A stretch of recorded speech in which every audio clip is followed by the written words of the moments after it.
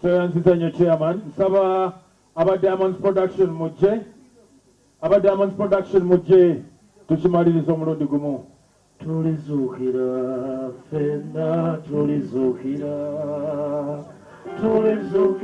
ffe mu kitiibwa kya Yesu olw'oluvannyuma tulizuukira ffenna tulizuukira ffe mu kitiibwa kya Yesu olw'oluvannyuma. Tweyanziza nnyo tweyanzeege. Bakungubazi bannaffe nga kitalo nnyo nnyini ddala. Ab'ebitiibwa mwenna abali wano twagala kubeebaza nti mwebale kujja okutukungubagirako taata waffe.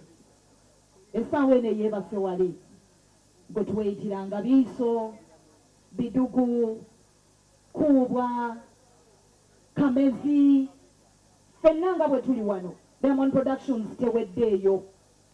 Abalala bali emitala w'amayanja gye bakakkalabiza katubakiikirire.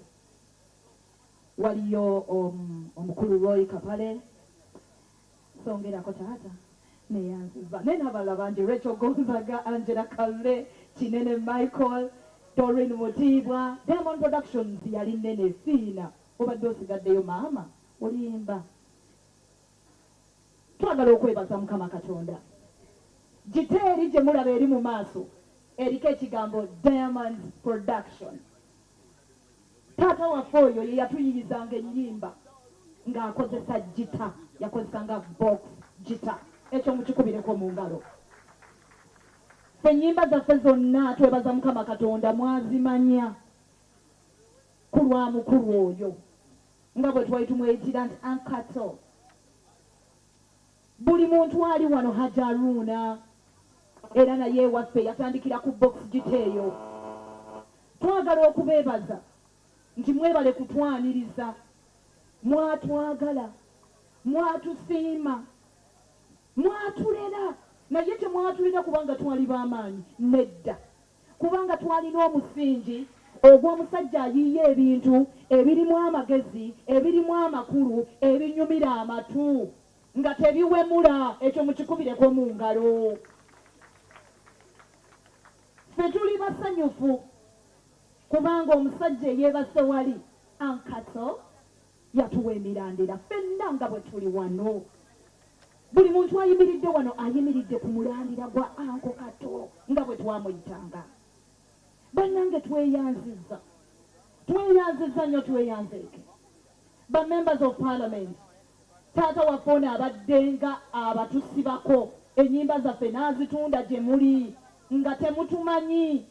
Nze ali ku muzindaalo, nze Rebecca Jjingo, naye byonna bye tuli bya mukulu oyo. Tusaaliddwa nnyo kitaffe, tuli mu kunyolwa olwa taata waffe atagenda kuddawo mirembe na mirembe. Eri maama Ana gumire kunze munange buli kalungi naleeta ezo senta naleeta nfude Ana kankuzimbire kikomera nkugobeka abalebesi nkutereka abakuumi abatali basajja bakukuumire. Bw'atyo bwe yaziyiyanga ne bokisi giteeyo. Ekyo mukikubireko mu ngalo.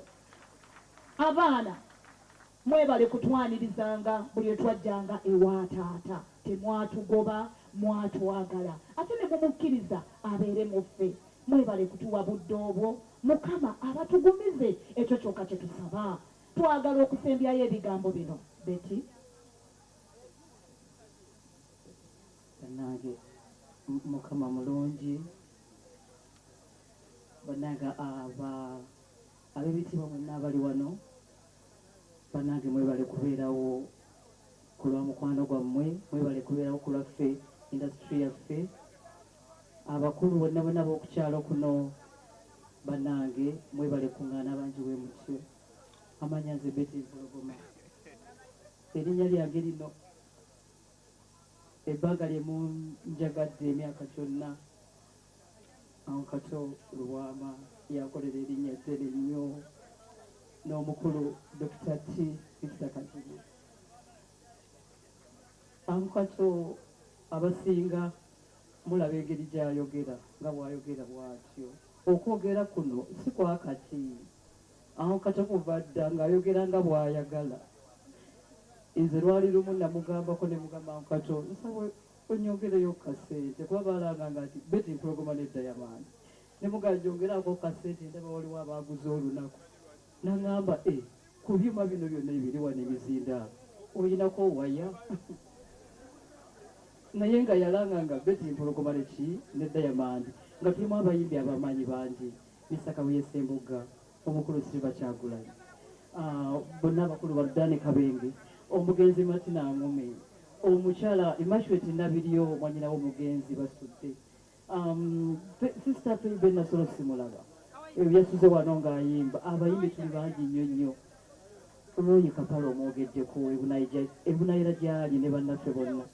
Naye Kato kuva dda nga bw'atyo bw'ayogera. Ne mugamba Kato wadde ng'esiina waya naye nze Diamond yo.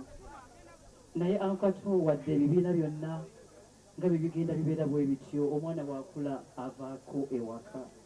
Twagenda tukola groups endala naye nasigala nga Kato saagala mubeera distance kubanga buli kye yakugambanga oba akuvumye oba akujereze oba akulaze ebisente sizikuwadde naye nga nafuba okula nti saagala kubeera nga ndi distance naye.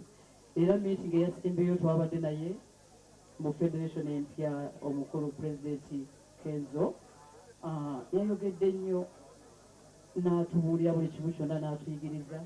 N'agamba Kenzo n'amugamba guma industry gy'olimu si nnyangu naye guma ojja kuliidinga banno. Naye nsaba Kato mwimbira akayimba kano katono nnyo. Katulugume kulwana fabebaka tebazikirira naye bawummula tusuubira terolunaku lulikya netusisiikananga abawanguzi tujjukire ebirungi byakoze omwagalwa waffe eyeebase Kato olwaleero emirimu emirungi gy'okoze bwe tuutira abakubi babitu Nebakolebaka nebazikirira naye bawummula.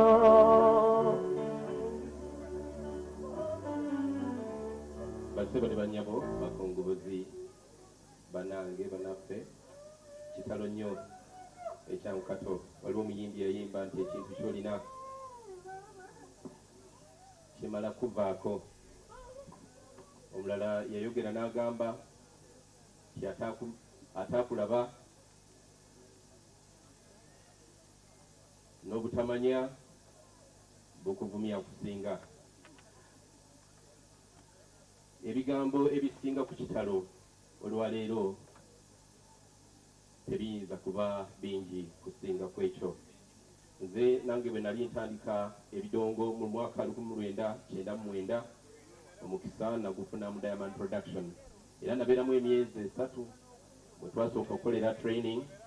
Bwe twavamu eyo training ne tugenda ne tukola safari era ye yali entandikwa yange mu kuyimba kuno. Mpozi bwe nawulira nti Kato afudde nawulira ebbanja ddene ku mutima neŋŋamba nti kale nandibadde nga mulambula kuba ne mukubirako kasimu okusinga bwe nakikola. Naye Katonda bw'atyo bwe yamututte eno embaga esembayo nebaza nnyo abateesiteesi